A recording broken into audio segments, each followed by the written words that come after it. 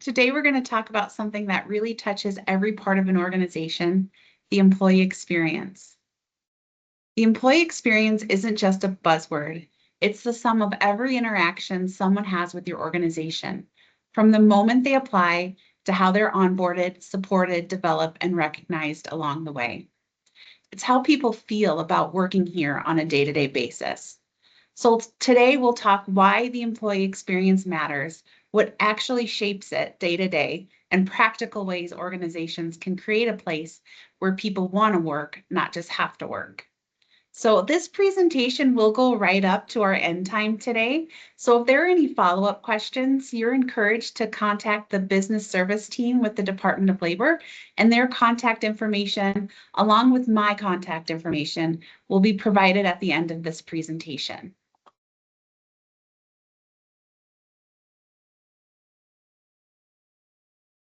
So let's start by defining, what do we mean by the employee experience? It's not just about work someone does or the tasks they do on their list. It's about every interaction, perception, and feeling an employee has throughout their whole time with an organization. It starts the moment somebody applies for the job and continues to onboarding, day-to-day work, interactions with coworkers and leaders, opportunities for growth, and even how they feel when they eventually leave. Every one of those touch points shapes how somebody experiences their workplace. And this matters because the employee experience directly impacts engagement, productivity, and overall satisfaction. At its core, it's about creating an environment where people feel valued, supported, and motivated to do their best each day. So now you might wonder, why does this matter? And yes, while good employee experience does make it easier for those of us in HR, the impact goes well beyond that. So first, it has a direct effect on employee engagement. Engaged employees are more likely to go that extra mile, bring new ideas to the table, and contribute positively to the overall culture. Second, employee experience plays a huge role in retention. When people feel valued and supported, they're more likely to stay. That reduces turnover costs and lowers recruiting and training costs, and helps preserve that institutional knowledge. It also shapes your employer brand. How employees talk about where they work, whether on LinkedIn, Glassdoor, or to their friends, directly impacts your ability to attract and keep great talent. There's also a strong connection between the employee experience and customer experience. Employees who feel supported and engaged are far more likely to deliver great customer service, which leads to higher customer satisfaction and loyalty. And finally, organizations need to be agile and innovative. A positive employee experience creates a culture where people feel empowered to speak up, share ideas, and adapt to change.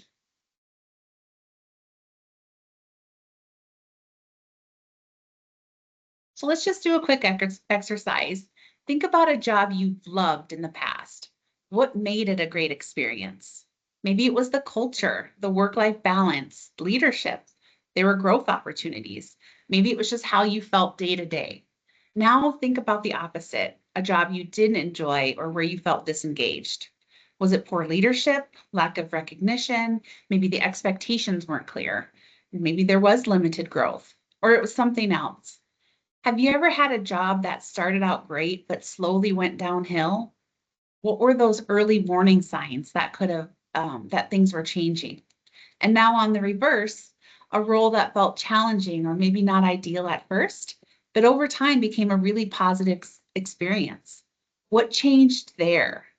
These experiences matter because they're exactly what we can learn from when we're intentionally designing an employee experience that works for real people and not just on paper.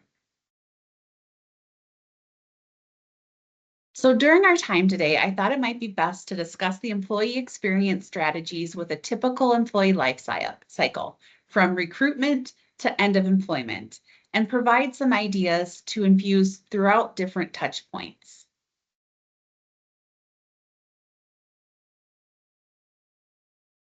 We'll start with the beginning, the recruitment process. This is often the first interaction candidates have with an organization, and it's essential to make it a positive and memorable experience. First off, open and clear communication is really important. From the moment somebody applies, candidates should hear from us. That might be a quick confirmation that their application was received, an update on next steps, or maybe just a note to say progress is still in process. And the goal is simple: don't leave people in the dark.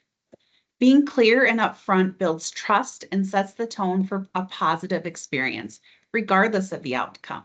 When candidates feel we respect their time and effort, it reflects well on the organization, even if we don't end up hiring them. It also reduces anxiety. Job searching is stressful, and silence often leads to frustration, second guessing, or negative perception of the company. Clear timelines and regular updates can make a huge difference. And at the end of the day, transparency shows that we're organized, respectful, and we genuinely value the people who apply to work with us. And whether someone is hired or not, we want them walking away feeling good about the way they were treated.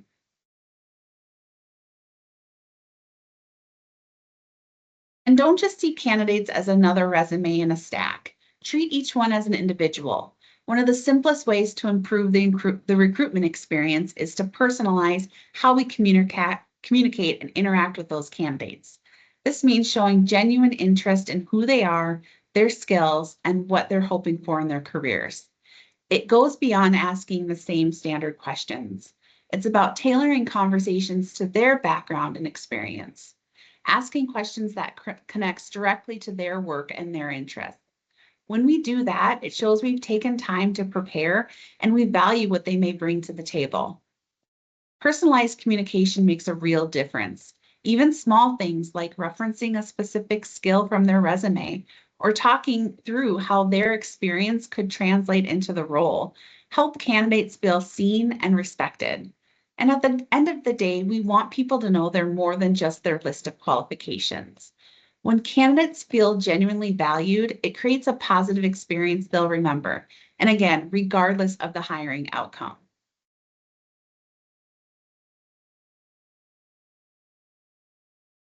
Respecting candidates' time is crucial, and it starts with creating a smooth, efficient interview process. Keep things moving and avoid dragging out the process with unnecessary delays or too many rounds of interviews unless it's really needed. A long, drawn-out process can frustrate candidates and make them lose interest. Make scheduling easy and flexible for them and consider their availability as much as possible. It shows we respect their time and commitments. And don't leave them hanging. Make sure to provide timely updates and feedback through each interview step in the process. And even if it's no news, just letting them know that things are still moving forward keeps them engaged and reduces that anxiety. The goal is to make the process feel organized and respectful, so candidates walk away with a positive impression of the company. A well-run interview process can make all the difference in attracting the best talent. Be upfront about job responsibilities, what's expected, and what the company culture is like during the interview process. Candidates should walk away with a clear picture of what the role involves and how their skills and experiences fit with the company's goals. When we're clear about what the job actually looks like day to day, candidates can figure out if it's the right fit for them. This helps prevent any surprises down the line and in turn ensures that both the candidate and the company are on the same page. And it's not just about listing those duties, it's about helping them understand how their background could contribute to the bigger picture of the organization. Share how this role fits into the team. What does success look like? And what kind of work environment they're stepping into. Be transparent about all of this. We help candidates make informed decisions. It saves time for everyone and ensures that the people we do move forward with feel confident that it's the right fit for them.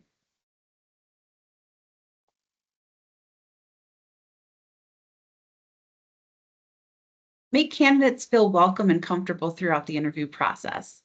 Don't be late, greet them warmly, offer them something to drink, and provide a comfortable space for interviews. Introduce them to the other team members and give them a sense of the company culture and the working environment.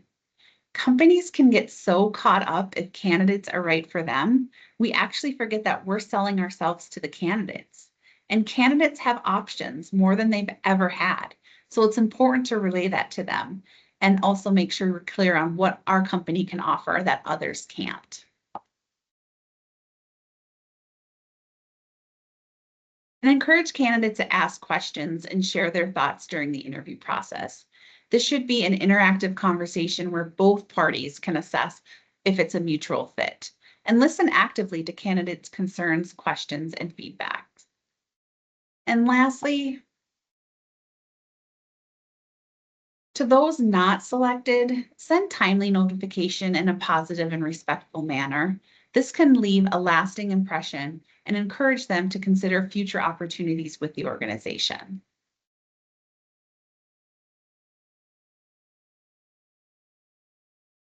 So let's shift to another critical stage in the employee journey, which is onboarding.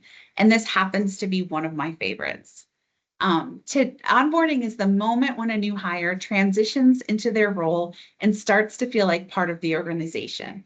And it's about much more than paperwork or just showing them where the coffee's at. Great onboarding gives employees the tools, information, and support they need to feel confident, understanding the expectations, and helps build early connections. And when it's done well, it has a huge impact on engagement, productivity, and retention. But here's the flip side. When onboarding is done poorly, or worse, skipped entirely, it can do real damage. And I've heard plenty of horror stories where there's not a desk ready, no equipment, no one knows they're here or is there to greet them. And then there are weeks of not knowing where to go or who to ask or what to do. Those first impressions do stick and in some cases lead to very quick exits. And I understand why companies want employees to start as soon as possible. Usually the first question I get asked when I tell a supervisor somebody has accepted is pretty quickly is, when can they start? And can they start tomorrow? But I always advocate for the new hires experience. We've just spent weeks recruiting and interviewing, so it's worth slowing down the process enough to make sure systems, schedules, and the people are actually ready. There's nothing worse than a new hire showing up and being told, sorry, but can you just sit tight for a minute? We're just really busy right now. So think about some onboarding experiences you've either had or witnessed. What worked well and why? What was kind of cool? And were there some terrible experiences? And also, how did that make you feel?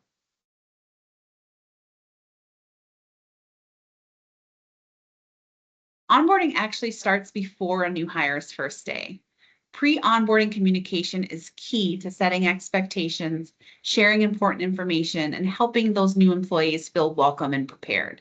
It can be as simple as a welcome email, access to onboarding materials earlier, or just a quick virtual introduction to their team. Think about how new hires are told on their first day. If the only information they receive is a start date in an offer letter, then there's a big opportunity to improve the experience. And again, think back to your first day. There's usually a lot of anxiety, especially around small things like, where do I park? What's the dress code? Am I going to be taken out to lunch? Or if not, where do I put my lunch? Will somebody meet me when I arrive? When we take time to answer those questions ahead of time, we help eliminate first day jitters and make people feel welcome before they even walk in the door. The more clarity we can provide up front, the more confident and comfortable new hires feel on day one.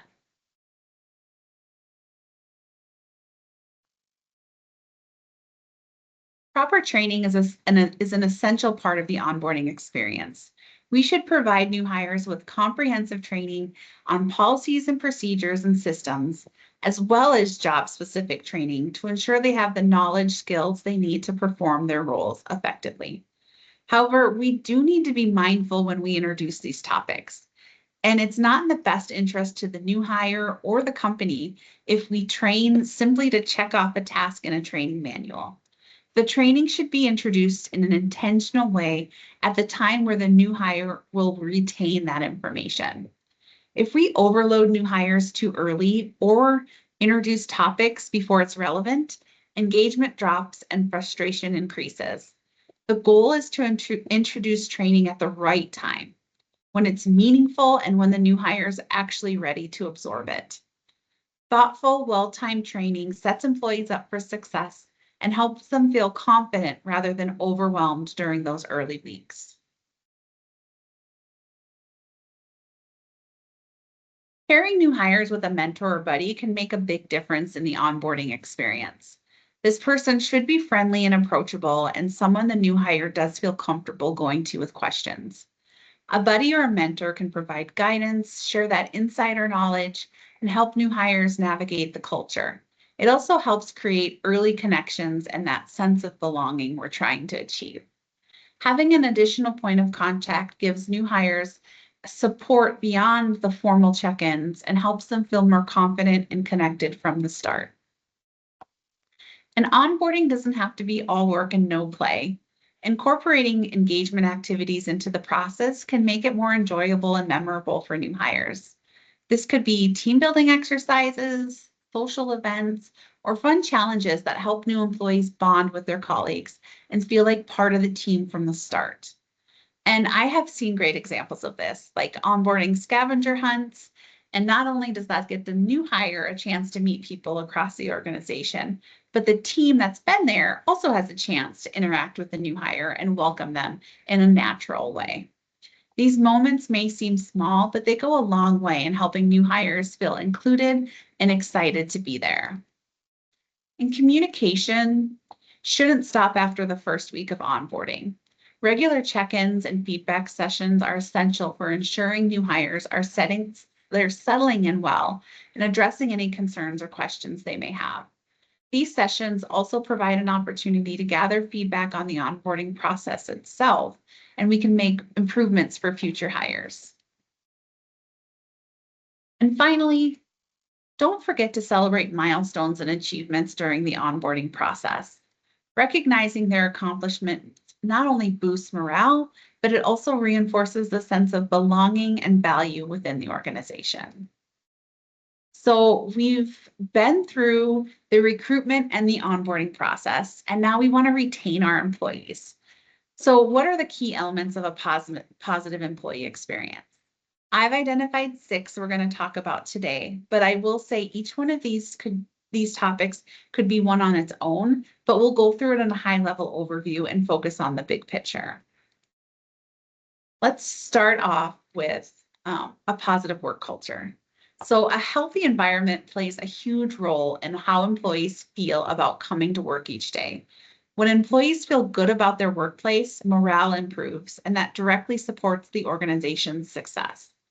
It starts with clear values and purpose. When employees understand why their work matters and how it connects to the bigger picture, they're more motivated and engaged. But values can't just live on a poster or a website. They need to show up in everyday behaviors, decisions, and leadership actions. When leaders model the values and employees see them consistently reinforced, it builds a culture of trust and accountability. Employees don't listen to what we say our values are. They watch how decisions are made. Communication also matters. Employees should feel comfortable sharing ideas, concerns, and feedback without fear of repercussions. Regular conversations like team meetings or one-on-one check-ins help build trust and make people feel heard and included. And it's just as important as what happens next, which is listening. Listening to feedback and actually responding to it. When employees see their input is taken seriously, it strengthens trust and collaboration. Trust and empowerment are another big piece. When we trust employees to make decisions and take ownership of their work, it shows confidence in their abilities, and that confidence is usually returned. Giving people room to be creative, try new approaches, and even make mistakes creates a space for growth and innovation. When employees feel trusted and supported, they're more engaged and willing to bring new ideas forward. And also when they're trusted, it naturally strengthens teamwork. People are more willing to support one another, communicate openly, and work towards shared goals. Trust creates a sense that we're in this together, and that makes teams stronger. Giving employees autonomy and ownership over their work empowers them to contribute in meaningful ways. And that sense of ownership often leads to higher job satisfaction, stronger performance, and better collaboration overall. And finally, recognition. A simple thank you may seem small, but it goes a long way. When employees feel noticed and appreciated, it boosts morale and reinforces the behaviors we want to see more of. Celebrating wins, whether big or small, whether it's completing a big project, hitting a goal, or recognizing somebody just went above and beyond, helps create a positive atmosphere, and it shows the efforts and contributions don't go unnoticed. The second key element we'll talk here about is meaningful work. When employees understand why their work matters and how it contributes to the organization's goals, they feel more fulfilled and more committed. Meaningful work is one of the strongest drivers of engagement and long-term satisfaction. Part of this comes from aligning job responsibilities with individual strengths and interests. When people can use their skills in purposeful ways, motivation and performance naturally improve. And organizations can foster meaningful work by encouraging employees to think about what they care about and what they want to achieve, and by helping them connect their personal goals to the company's overall organizational goals. And another key piece of this is autonomy again, giving employees flexibility on how to get the work done, trusting them to problem solve, be creative, and take ownership. Their work feels more impactful. When employees feel supported on taking projects they're interested in or trying new ideas and even taking risks, they're more engaged and more invested in their work. The next element we'll talk about here is growth and development. Employees want to feel like they have room to grow and advance in their careers. This includes access to training, mentorship, and development opportunities that help them build skills and move forward in their careers. And investing in employee growth isn't just good for the employees, it's essential for the long-term success of the organization.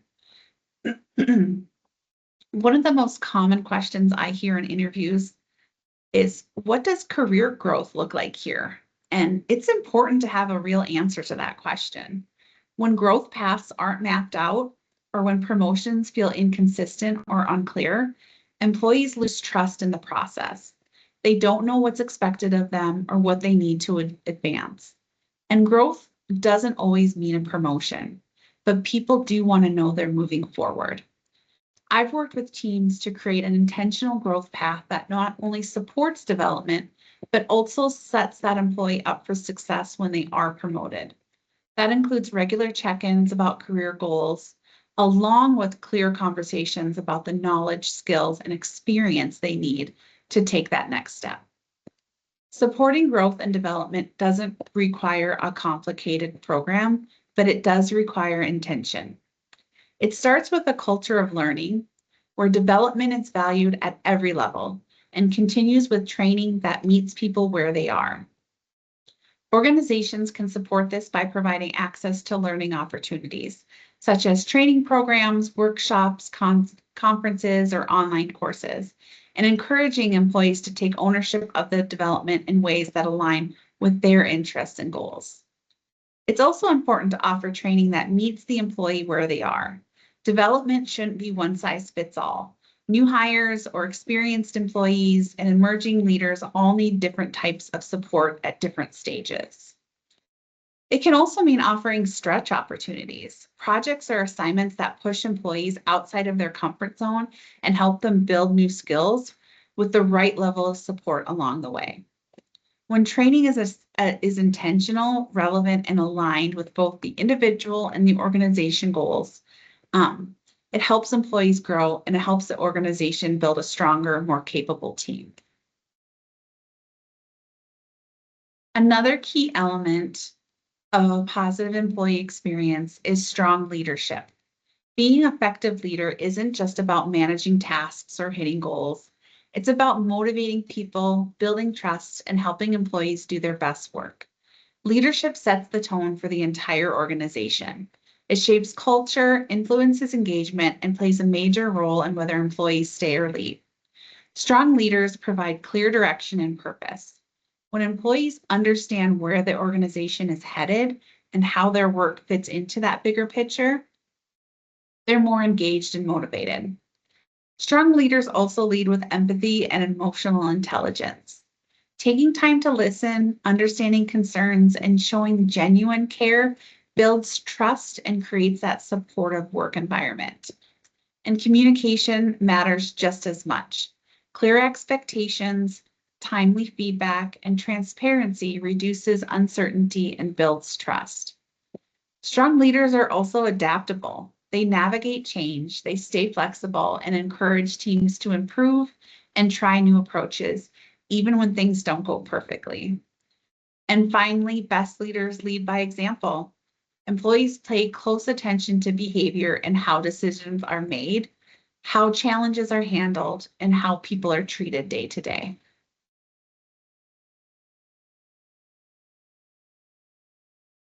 Another important element of the employee experience is work-life balance and well-being. Work can be demanding and challenges don't always show up one at a time. Employees who feel supported both mentally and physically are better equipped to handle challenges, manage stress, and stay engaged over time. Resilience is really about the ability to adapt and recover from setbacks and keep moving forward when things don't go as planned. Organizations can support this by encouraging a growth mindset, normalizing learning from our mistakes, and providing resources that help employees manage stress effectively. Stress is a reality at work, but it's how it's handled as it makes a big difference. Leaders can help by recognizing common stressors, encouraging those healthy boundaries, and creating a culture where taking breaks or asking for support is accepted and not frowned upon. Supporting well-being doesn't have to be complicated. Flexibility, realistic expectations, and encouraging breaks or self-care make all the difference. It also means reducing stigma around mental health and making sure employees know what resources are available to them, whether it's an EAP, counseling support, or other wellness tools. Well-being is also holistic, not just mental health. It includes physical and emotional health too. Simple efforts like wellness initiatives, encouraging healthy habits, and creating opportunities for connection all contribute to how supported employees feel at work. And finally, connection matters. Strong relationships at work help employees feel less isolated and more supported, which is essential for both well-being and engagement. Opportunities to connect, whether through team activities or informal collaboration, create that sense of belonging. The last element we'll talk about is trust. And it really is the glue that holds the entire employee experience together. When trust is present, it feels like you're part of the team and that team has your back. People feel safe speaking up, asking questions, sharing ideas, and taking risks without worrying about being judged. Trust is the foundation of any strong relationship, including the ones between employees and organizations. When employees trust their employer, they're more engaged, more committed, and more willing to go that extra mile. Trust also creates psychological safety, which is an environment where people feel comfortable about being themselves, learning from mistakes, and contributing honestly. When trust is missing, that impact is just as clear. Disengagement increases, morale drops, and turnover rises. So when you look across all the elements we've talked about, culture, meaningful work, growth and development, leadership, well-being, and trust, if there's one theme that kept showing up across almost every slide, it was communication. And that's not by accident. Communication is often the difference between a positive experience and a frustrating one. The last stage of the employee experience, and sometimes the hardest, is the end of employment. And while these moments are never easy, how we handle them matters more than we realize. Regardless of the circumstances, departing employees should always be treated with respect and dignity. Terminations and exits can be emotional, and handling them with empathy and professionalism helps preserve trust and dignity without a difficult transition. Clear communication is essential. Employees should understand what to expect regarding their final paychecks, benefit continuation, and the next steps. Taking the time to answer these questions help reduce uncertainty and stress. Exit interviews are also a valuable insight. They provide valuable insight. And when they're done well, they give the employees a chance to share honest feedback about their experience, what worked and what didn't. And that feedback shouldn't be ignored. It's one of the most powerful tools organizations have to identify patterns, address issues, and continue improving the experience for those who remain.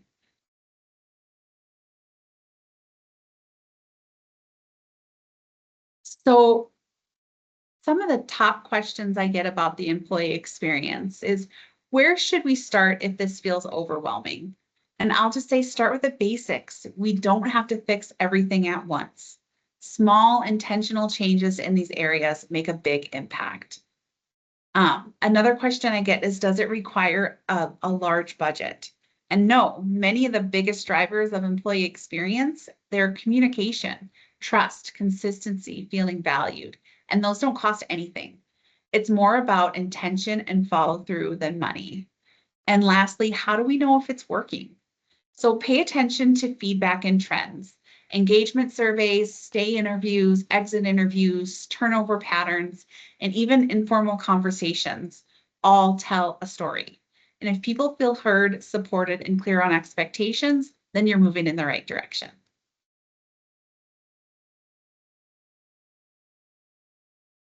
So did we hit on every aspect of the employee experience? Absolutely not. When we take a step back and look at the employee experience as a whole, one thing becomes clear. It's not about one program, policy, or perk. It's about how all of these elements work together over time. A positive employee experience doesn't happen by accident. It's created through intentional decisions, consistent behaviors, and a shared commitment across the organization. The good news is that small, thoughtful changes have a big impact. Thank you.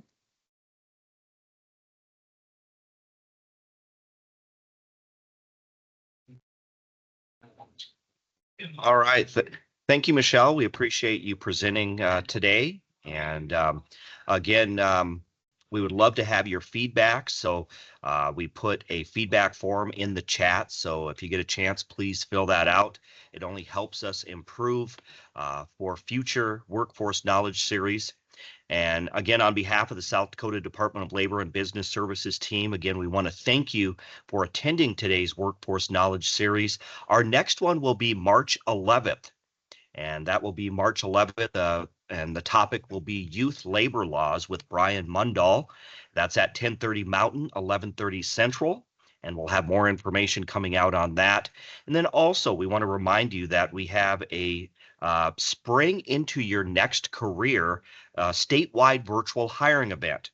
And that will be Wednesday, March 18th from 2 to 5 p.m. Central Time, 1 to 4 p.m. Mountain Time. If you'd like to register for that free hiring event, you can go to our website, dlr.sd.gov. /hiring-events and click on virtual hiring events.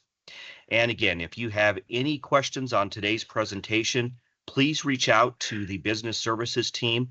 All of our information is there on the slide, and we'd be happy to reach out to Michelle and get those questions to her. And again, we just want to thank everyone for attending. And Michelle, again, we appreciate you presenting today. Just a lot of great information. Thank you. Thank you for having us.